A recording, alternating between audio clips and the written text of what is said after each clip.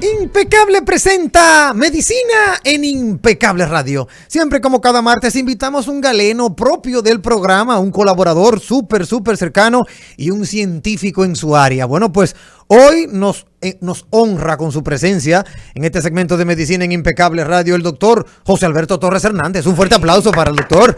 Doctor alergólogo de los del número del distrito, como digo yo. Doctor, bienvenido a su programa. ¿Cómo está usted? Gracias, Manuel. Muy buenas noches a todo el equipo de Impecable Radio y a todo el público oyente, fiel oyente de este gran programa. Qué bueno, doctor, que de nuevo vuelve a su casa. Usted no conocía la nueva Casa Rumba, pero ciertamente ya si usted había venido a otras emisoras, porque usted es un hombre también que siempre ha ayudado a la audiencia a enderezar cualquier tipo de anomalía en temas de alergia. Pero me hacía falta venir, ¿eh? Déjame decirte que ya la pandemia fue una de las cosas que lamentablemente nos echó, tú sabes, hizo la vida, nos cerró muchas puertas de nuestra cotidianidad. Sí. Y esta era una de ellas, parte de las que yo había acostumbrado a hacer en mi vida profesional. Claro. La parte de orientar a la población en todo el campo de la alergia. Y bueno, nuevamente estamos aquí, gracias a Dios, vivos, sanos,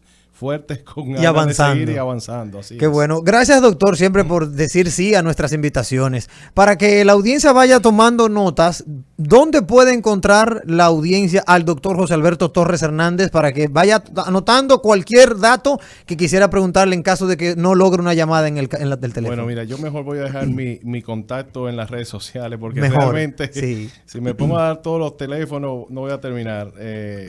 Mire, mi contacto es @doc.josetorres en Instagram. Ahí van a encontrar el teléfono de mi secretaria de contacto y ella le orientará en los distintos sitios donde usted yo trabajo, tanto aquí en la capital como en el interior en Punta Cana. @doc.josetorres. José Torres. Al final. Con ese al final. Ya lo saben, amigos oyentes, el doctor José Alberto Torres Hernández, nuestro alergólogo. Hoy es Día Mundial del Asma, doctor.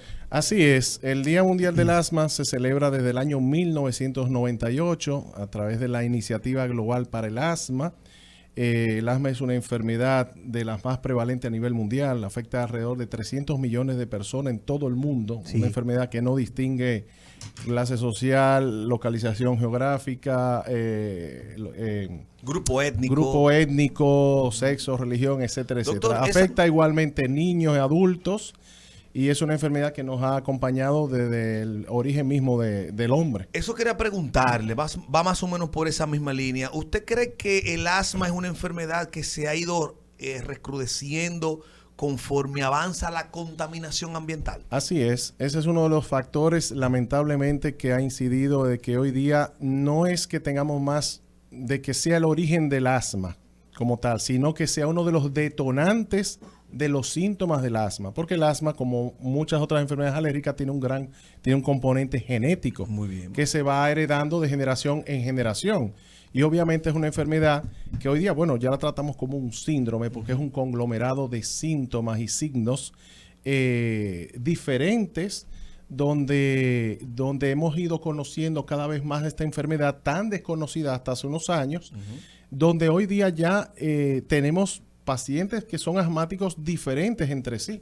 Ya no hay una edad. Tratamos nosotros fenotipos diferentes de pacientes asmáticos. ¿Cuáles son esos distintos tipos de asma? Lo que pasa es que, bueno, desde el punto de vista fisiopatológico hay unos puntos en común, pero luego la expresión de la enfermedad en los distintos tipos de población puede ser diferente. O sea, hay pacientes que pueden tener pues diferentes síntomas, o sea, síntomas... Se podrían clasificar. Exactamente. Hoy día lo clasificamos el asma por la gravedad, por luego el componente inflamatorio que tiene el asma. O sea, ya es ahondando un poquito más en la parte de la fisiopatología de la enfermedad.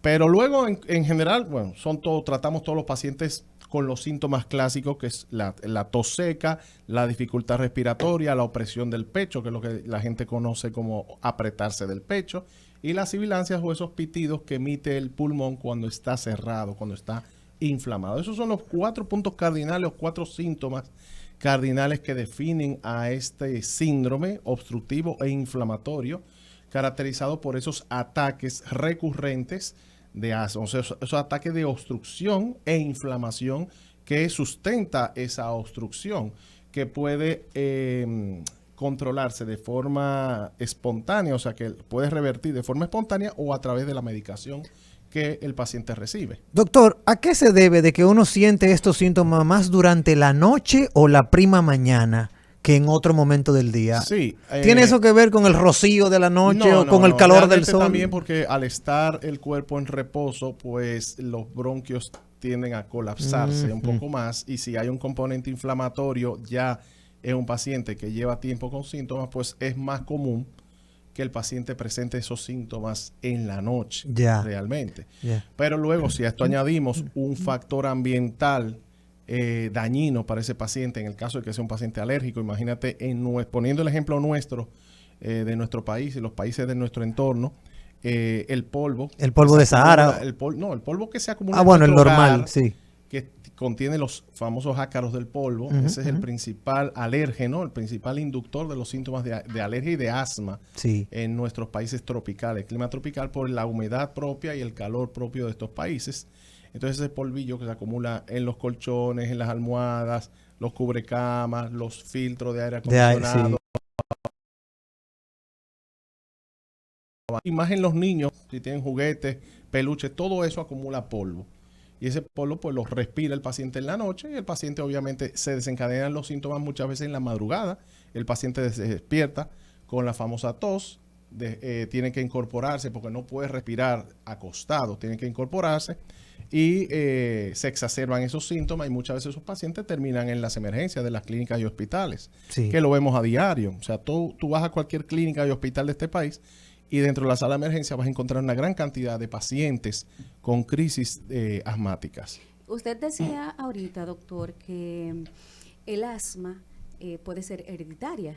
Correcto. En algunos casos, si yo soy asmática, por ejemplo, y yo tengo un bebé, ¿puede desarrollar el asma de inmediato cuando nace, a los 2, 3 años, o ya cuando es adulto puede desarrollar el asma y esto viene a ser hereditario entonces? Sí, el componente hereditario está presente, pero luego la expresión de la enfermedad, no hay una manera, digamos, tangible, objetiva, que nosotros podamos determinar en qué momento se va a desarrollar la enfermedad.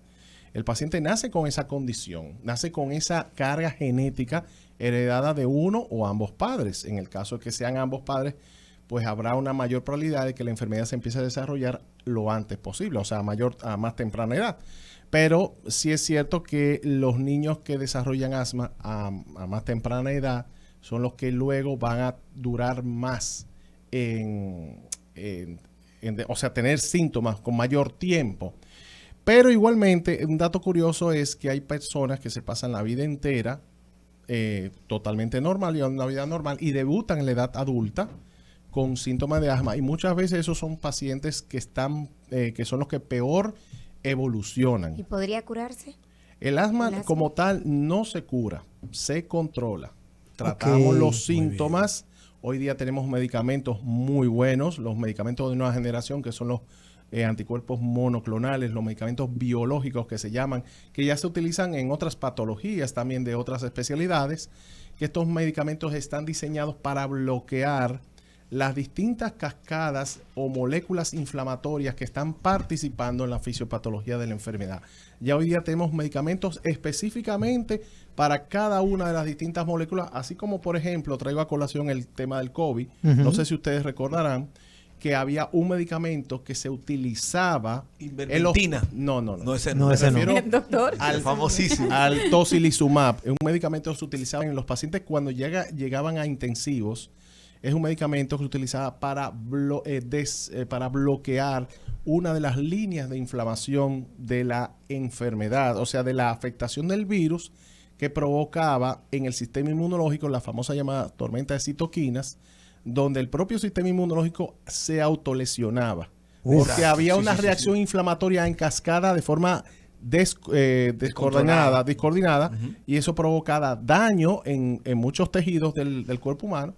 Y entonces había ese medicamento que se utilizaba para bloquear esa respuesta inflamatoria del sistema inmunológico. Ahí mismo, antes de que se pierda la línea del COVID, yo sé que tú le vas a hacer una pregunta diferente.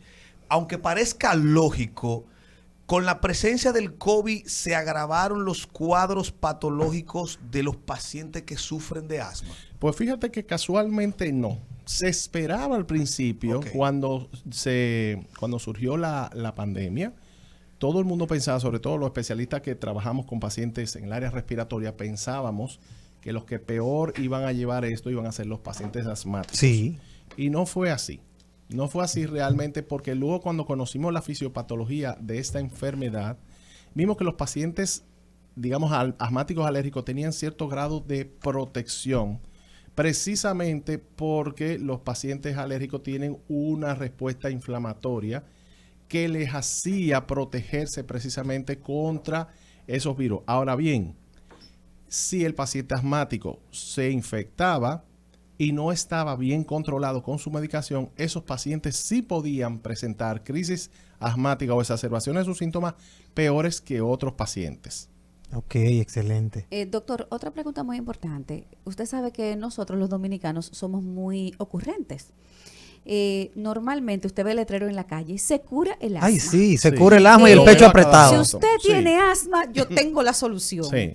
La gente empieza, o sea, a decir que tiene cura, que los Todo eso son cuentos de medicamentos, camino. o sea, los remedios caseros. ¿Qué opina usted? Bueno, todos esos son cuentos de camino. Realmente la medicina vernácula de la República Dominicana es considerada realmente como un placebo.